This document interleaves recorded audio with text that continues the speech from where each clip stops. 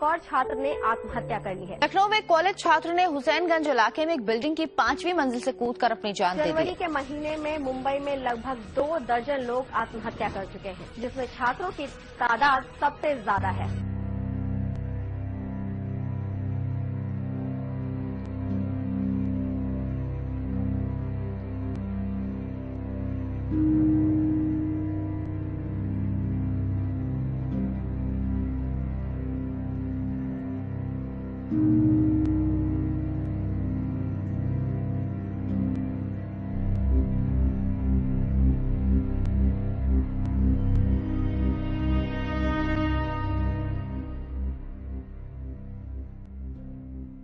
अगर हम बात करें ओवरऑल प्रेशर्स की एडोलसेंट एज में या टीनेजर्स में, तो हम देखेंगे कि मेनली इस एज में 3 तरह के प्रेशर्स काम करते हैं सबसे ज़्यादा, जो कि बच्चों को उनकी हेल्थ पर, स्पेशली मेंटल हेल्थ पर इफेक्ट डालते हैं।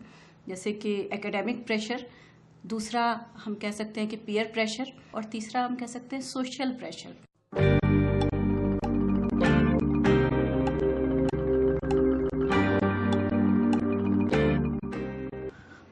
बचपन में वो बहुत केयरलेस था और बड़ा इजी गोइंग एटीट्यूड, तो पढ़ाई में ज़्यादा ध्यान नहीं देता था। तो मुझे थोड़ा सा उसके साथ स्ट्रिक्ट होना पड़ता था, इसीलिए कि वो अपनी पढ़ाई को अच्छे से सिंसियरली कर सके।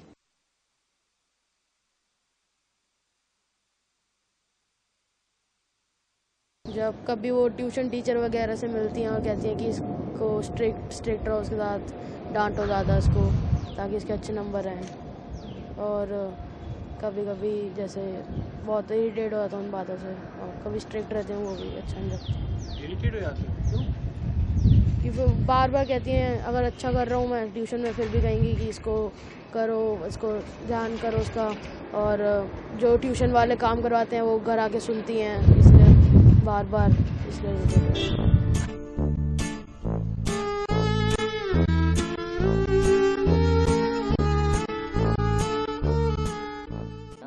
प्राइमरी तक तो it was easy going because the syllabus was very less, so we could manage it very nicely. Pressure डाल के हो जाता था काम।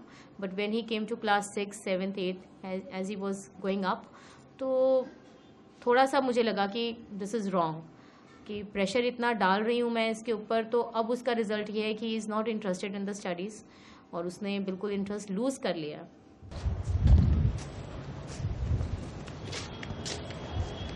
And he is in the same school, so थोड़ा सा ये भी लगता था कि पुलिस के सामने मेरी इंसल्ट ना हो जाए कि हाँ भाई बच्चा बहुत ही डाउन जा रहा है। एक वो प्रेशर भी था मेरे ऊपर।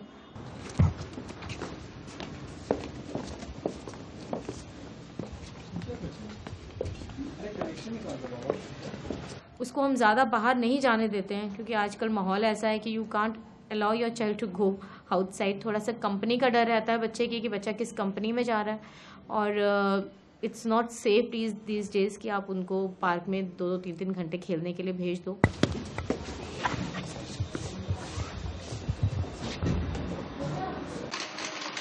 हो गया? देखो निपटी नहीं है, पापा ने देख लेना, पिटाई हो जाएगी। तो पेरेंट्स के लिए भी ये ज़रूरी है कि सिर्फ एकेडमिक्स पे ना कंसंट्रेट करें वो, क्योंकि एकेडमिक्स में लगातार कंसंट्रेट करने से एक बहुत बड़ा एकेडमिक प्रेशर बच्चों के ऊपर आजकल देखने में आ रहा है। I had a different tuition for physics, I had a different tuition for math, a different tuition for chemistry, so it was pretty bad.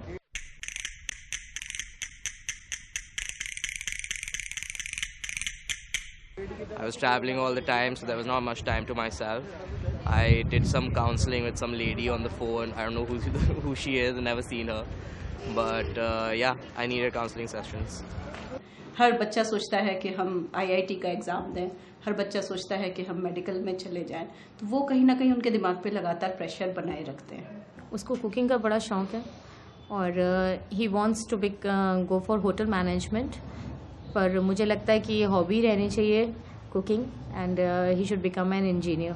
Hotel management पहले मन था, मगर अब मन नहीं करता, तो फिर मैं नॉन मेड लूँगा और इंजीनियरिंग।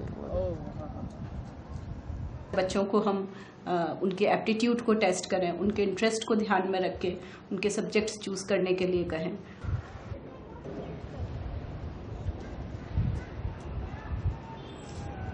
अभी ग्लोबलाइजेशन एंड अर्बनाइजेशन की वजह से आप देखेंगे इतना सडन चेंज है IT टेक्नोलॉजीज़ में, प्लस हर बच्चे के पास आज मोबाइल फ़ोन है, हर बच्चे के पास इंटरनेट एक्सेस है, they have their own laptops and different kind of they are more techno savvy than older और देयर पेरेंट्स और देयर टीचर्स और ओल्डर जनरेशन्स। तो उनको हर चीज़ में एक इंटरेस्ट आ रहा है और लाइफ में रिस्क टेकिंग बिहेवियर्स बढ़ते जा रहे हैं। ऐसे तो डिमांडिंग बहुत रहता है, उसको यही लगता है कि मुझे नहीं मिल रहा है जो मेरे फ्रेंड्स को मिल रहा है। कईयों के पास आईफोन है, LG, कुकी। अगर मुझे लेना होगा तो फिर मैं आईफोन लूँगा। मोबाइल भी I have not given him as yet, he is in class 10th, but everybody in his class has a mobile, every child, but I have not given him just because कि बच्चे को बिगाड़ देगा ये।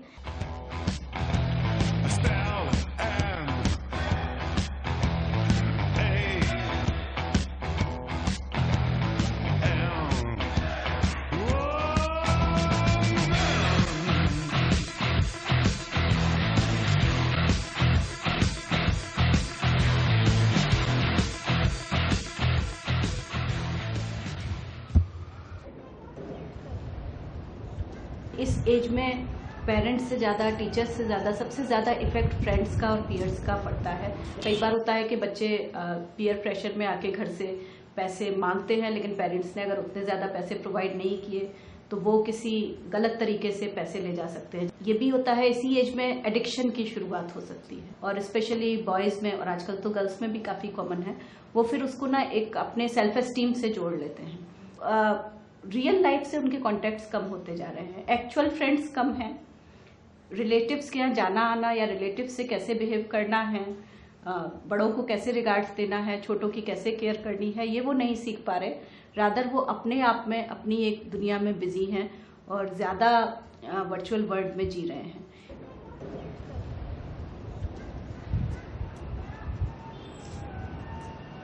Emotionally disturb हो जाता है बच्चा, बहुत चिड़चिड़ा हो गया, लोगों से बात करना कम कर दिया, सोशली विड्रॉन है, सिर्फ अपने आप में रहता है। दिन भर लगता है कि बच्चा पढ़ रहा है, लेकिन फाइनली वो बहुत शायद पढ़ नहीं पा रहा होता है, उसका किसी चीज़ में इंटरेस्ट नहीं है, डिप्रेशन की तरफ जा रहा है, अकेला हो गया। कुछ बच्चों में इवन इतना बढ़ जाता है ये डिप्रेशन कि वो सुसाइड तक सोचने लगते हैं।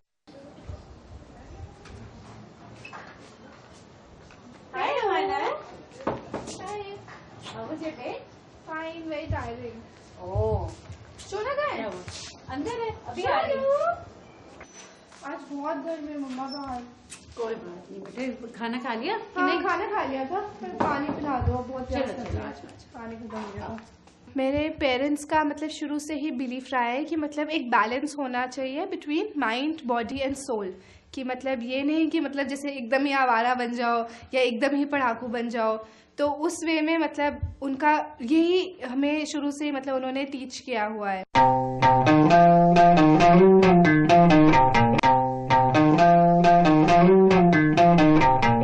जैसे हम अब टीनेजर्स हैं तो काफ़ी प्रॉब्लम्स होते हैं हमारे मतलब फ्रेंड्स को लेके, पीयर्स को लेके, प्रोफेसर्स को लेके, कि मतलब कभी हमें लगता है कि फेयर ट्रीटमेंट नहीं मिला है, या कभी फ्रेंड से लड़ाई हो गई है, या कुछ टची बातें हो गई हैं। तो फिर मतलब इस वे में कि ऐसा लगता है कि पेरेंट्स में कन्फाइड कर सकते हैं, कि मतलब ये नहीं है कि कुछ बोलेंगे तो उसमें डांट ही पड़ जाएगी कि तुमने ऐसे क्यों किया। जैसे कभी लगता है गिल्टी फीलिंग आती है कि कुछ गलत कर दिया। बच्चों का शुरू से ही एक ऐसा बन गया रूटीन, डिसिप्लिन हो गई life, that they knew that other than studies we have to participate in some activities, और उससे माइंड रिलैक्स हो जाता है और स्टडीज़ में भी कंसंट्रेशन अच्छी बनती है।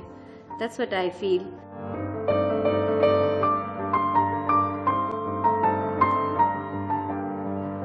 And these days children are so pressurized.